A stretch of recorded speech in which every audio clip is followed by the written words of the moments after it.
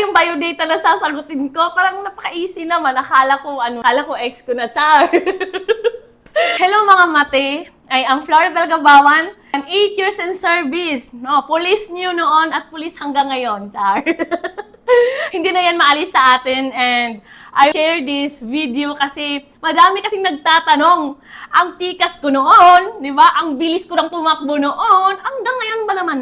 Hanggang ngayon, mabilis pa rin akong tumakbo. Hindi lang nila nakikita ang other side ko kasi sobrang kikay ko talaga. And madami nga ako mga classmate nagtatanong, hindi pa rin nagbabago yung katangian ko kasi joker pa din daw ako hanggang ngayon. Ganon pa rin ako until now. Ang bago lang, Floribel Gabawan ngayon ay yung laman ng bulsa. Ayun, sa atin lang yun and that's it. Maraming nagtatanong sa akin, sino nga ba talaga ako? Maraming nagtatanong sa akin kung sino nga ba talaga ako? Asit ni Mate, sino ka nga ba talaga?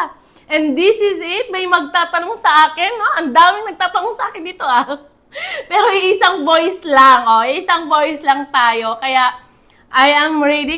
What is your full name and bakit yan ang pangalan mo? Wow! Ayan na talagang tanong. Yan na ba yung biodata na sasagutin ko? Parang napaka-easy naman. Akala ko ex ko na, char.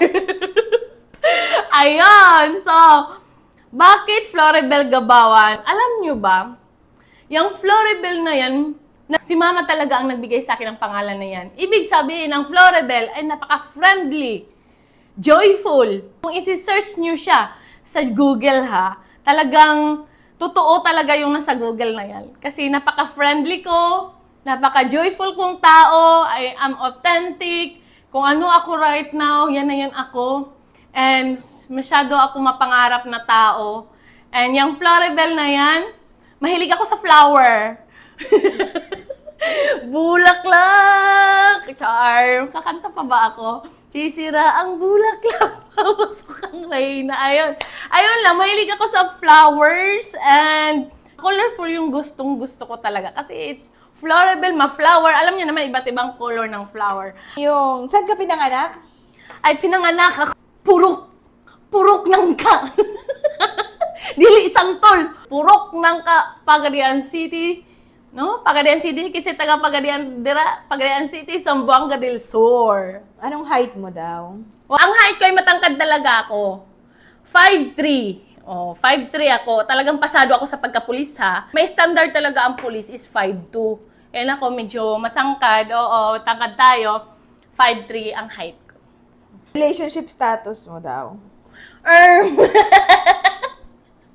Grabe talagang mga nagtatanong dito ah. Relationship status? Pwede ko ba hindi sabihin ng totoo?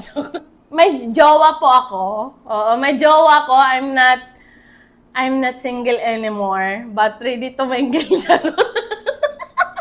Hindi. May jowa ako. Anong favorite food mo and why?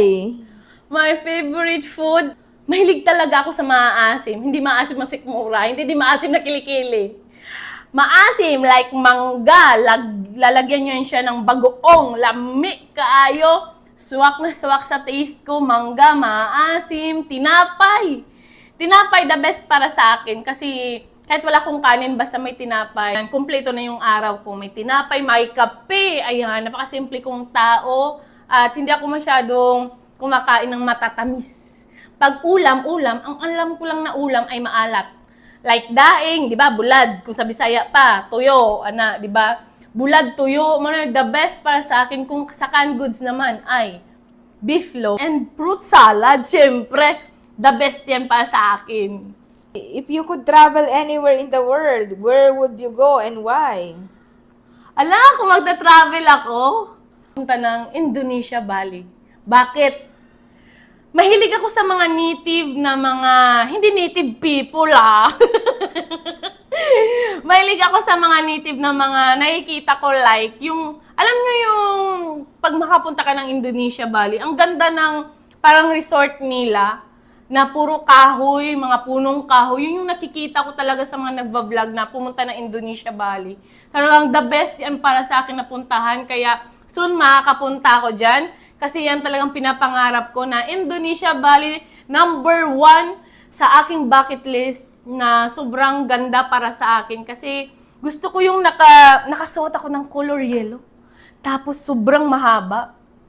Tapos dinuduyan doon sa madaming trees. Sobrang naa-amaze ako at imagine ko na kung andun ako sa moment na yun, ang suot ko talaga ay may yellow ako na gown. Gown ba yun? Yung tela na mahangin. Pag hinahangin ka, para kang butterfly. Tapos, ang daming bulaklak sa aking buhok. Kasi nga, mahilig ako sa bulaklak. Tapos, syempre, City of Love. Baka naman. Sa Paris po, and talagang gustong-gusto ko yung makahawak yung sa poste na yun. Di ko alam poste bang tawag doon. Basta, pag may Paris, yun na yung ganun o triangle na yun, City of Love. Kaya gustong-gusto ko yan puntahan dyan sa Paris na yan. Ayun lang po!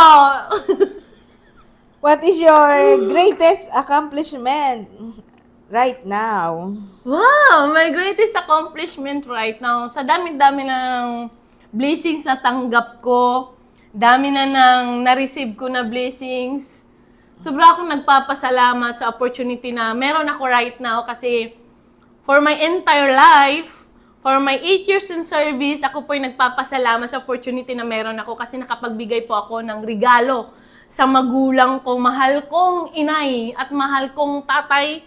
Binigyan ko talaga sila ng best gift na hindi pa nila naranasan sa buong buhay nila. Yun po ang birthday ng mama ko na binigyan ko siya ng bouquet.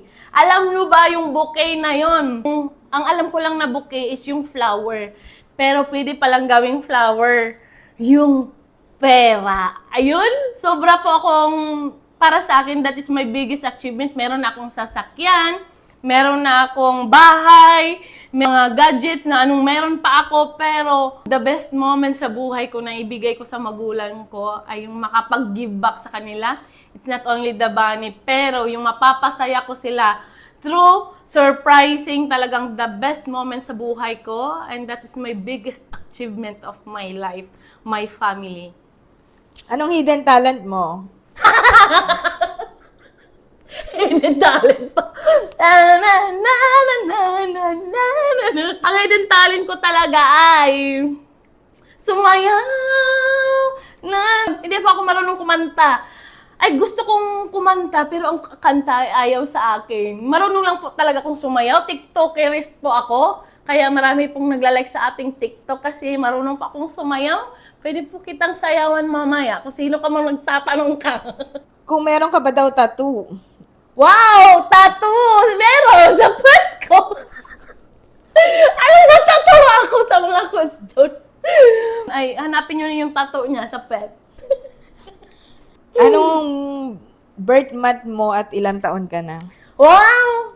Ilang taon? Sasabihin ko talaga ilang taon ako. Pwede secret. Kasi madaming nagtataka, ilang taon ka na ba talaga? Kasi yung mga nanay, ibang nanay, talagang gusto ako maging anak. Kasi napaka-full akong pagkatao. Kaya hindi ko pwede sasabihin yung edad ko. Basta, yun na yun. Bata pa ako, 16 years old. Ano yung dream mo right now? Ang dami akong dream. Kung dream lang, life is limitless. Lahat pwede kong sabihin pag dream ang pinag-uusapan. Wala naman sinabi si Papa God na hanggang dyan lang yung dream mo. Ngayon, finally, parang andito na ako sa right opportunities. Kung dreams ang pag-uusapan, unang-una talaga, yung sinabi ko sa inyo is to giving back to my family. Gusto kong maranasan nila yung hindi nila naranasan before, no? Sa buong buhay nila. Ngayon, si Mama is 56 years old. 2 years na lang para mag-retire sa pagiging teacher. After that, so magbe-business na rin siya katulad ko. And si Papa, matanda na Papa ko. So 28 yung gap nila and talagang gusto ko makapag-give back. Kaya sobra akong nagsipag, masyado akong masipag na tao. Masyado akong binibilisan ng mga bagay-bagay because para sa akin, naniniwala ako time is gold. Naniniwala ako time is precious. Pag yung time na yan, hindi mo na kasi maibabalik. Kaya right now, para ko binibilisan yung mga panahon na makapag-give back sa kanila. And the second is, syempre, hindi lang giving back about money, pero gusto ko silang maipasyal. Kasama na yung anak ko na si Hey Hey. No? Your shout out to my baby love. Gusto ko sila makapag-travel kahit saan, sulok ng mundo, kaya ko yan. And pangatlo, may car man ako right now, Ford Territory po. No? Sobrang ganda nung Ford Territory ko. First time ko magkaroon ng sasakyan, pero meron pang mas the best na sasakyan na ibibigay sa atin ni Higher Creator kasi sinipagan natin yung pangarap ko talagang sasakyan. Pagsakay mo, parang, hala, wow! Amazing! Police woman! Ang kikay! Tapos may BMW! Wow! Tapos color yellow. Because color yellow is my favorite color. Siyempre po, ay magkaroon pa ako ng sariling lupa dito sa Cebu. Cebu City, sobrang ganda. Amazing for me na magkaroon ng lupa dito sa Cebu. And this is Floribel Gabawan, mga asset ni Mate. Just follow me and please like and share.